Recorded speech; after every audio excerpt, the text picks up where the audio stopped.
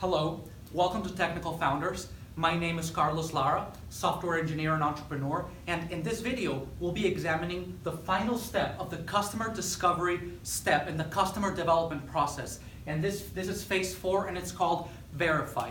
So up until now, you've been talking to customers, you've been going back and forth between customer development team and the product development team. You've learned a lot about customers, their problems, current solutions or lack thereof, the day in the life. So you've gathered all of this knowledge about the potential customers, and you've gotten a lot of feedback from them about the product. So now it's time to face the hard truth. And the first part in the phase 4 verify is verify the problem. Again, with all this information, basically it all comes down to the hard question of, are you confident that you have nailed a problem that a customer wants solved and is willing to pay for it? If so, proceed. And if not, you might have to go through the customer discovery loop again and gather new learnings, etc. if you're not confident that you can move forward.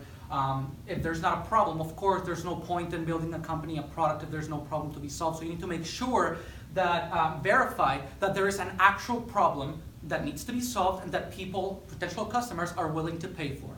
Now, the next part is verify the product. Okay, so there's a problem that needs to be solved. Now, the question is, as we know, does our product solve this problem? So we have a product hypothesis, actually a series of hypotheses about the product and about the customer, about the product. So we created certain features, we came up with features, we perhaps did some initial engineering for a basic prototype to show the customers during the product presentation. Now, we got feedback from the potential customers. Now, is this feedback indicative that we're on the right track with the product? So the features that we built, are those the correct features? At least for the first release, right? This is customer discovery. At this point, you have built your minimum viable product, your first version, the first iteration of the product with the minimum features that will actually solve the problem or the most painful problem for the customer. So are these features for the first release of the product the ones that you had originally hypothesized? And you've been going back and forth again between customer development and product development, and you brainstormed, and so now you need to verify, again, ask the hard question, if your product and its features actually solve this problem. And if you're confident between steps A and B, then now you're ready to move forward to, it could be argued, one of the most important step. It's really everything is culminating here. Step C, which is verify the business model. Because this is a business, it's a startup. We're not just building a product for fun or as a side project. This is very serious. It's a business. It's going to be a large company depending on your ambitions. So we need to verify that we can make money. That's what business model means. Like, at the end of the day, do we have a profitable business model? Can we actually make money with this business? So some things to consider for business model, for example, would be price. So you've talked to customers, you got to know them, you've gotten a lot of feedback. So you had a hypothesis about the price initially, about the price of the product or about how you were going to make money. Now, after talking to potential customers and after learning,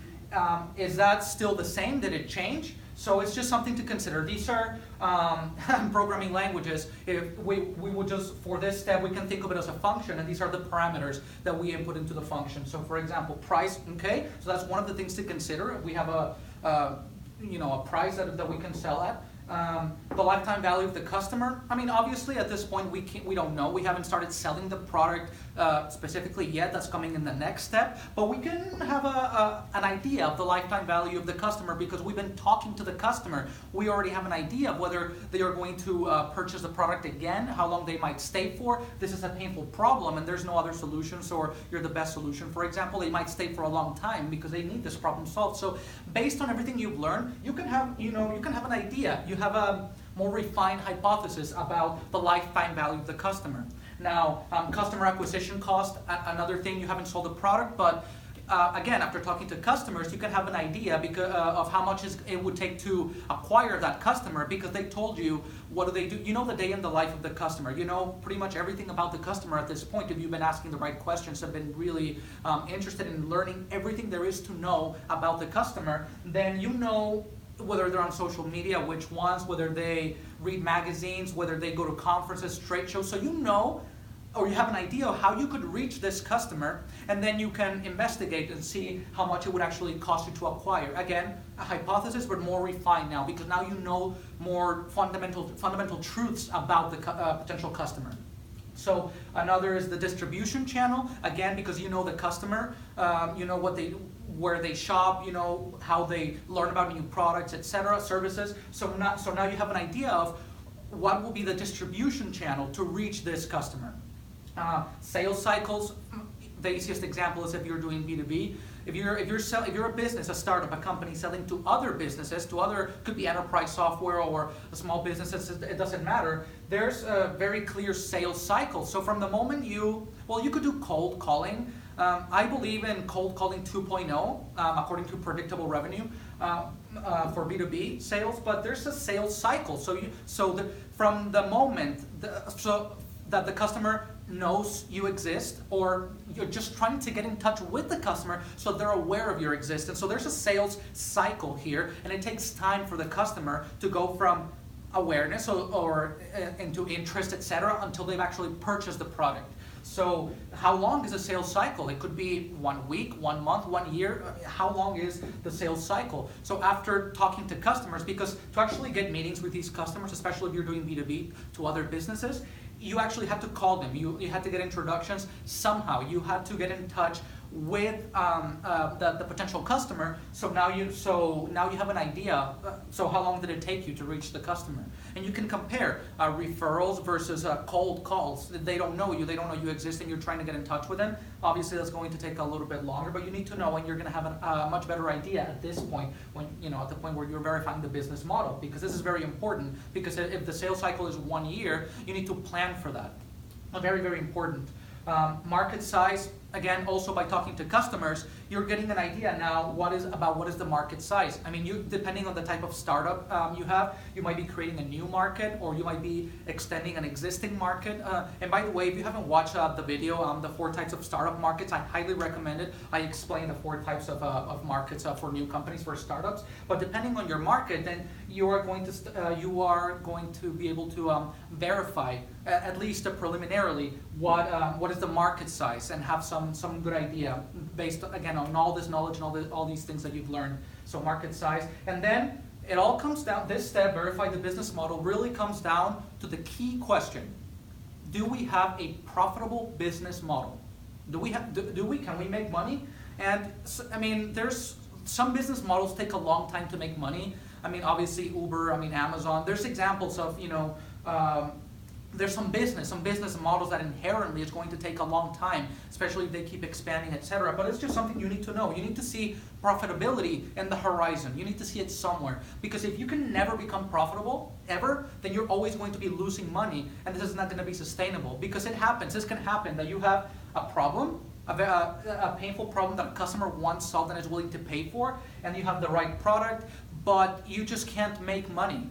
It happens, and you can iterate the business model, you can discover, but sometimes it really depends. But you need to be very aware and be very honest with yourself and know whether you can actually have a profitable business model, whether you see that in the horizon, because it's absolutely critical. And investors, by the way, if you have investors, or if you're thinking about raising capital, venture capital, angel, whatever it is, they're going to want to have some verification here on the business model typically. So if not, but it really, really helps, obviously.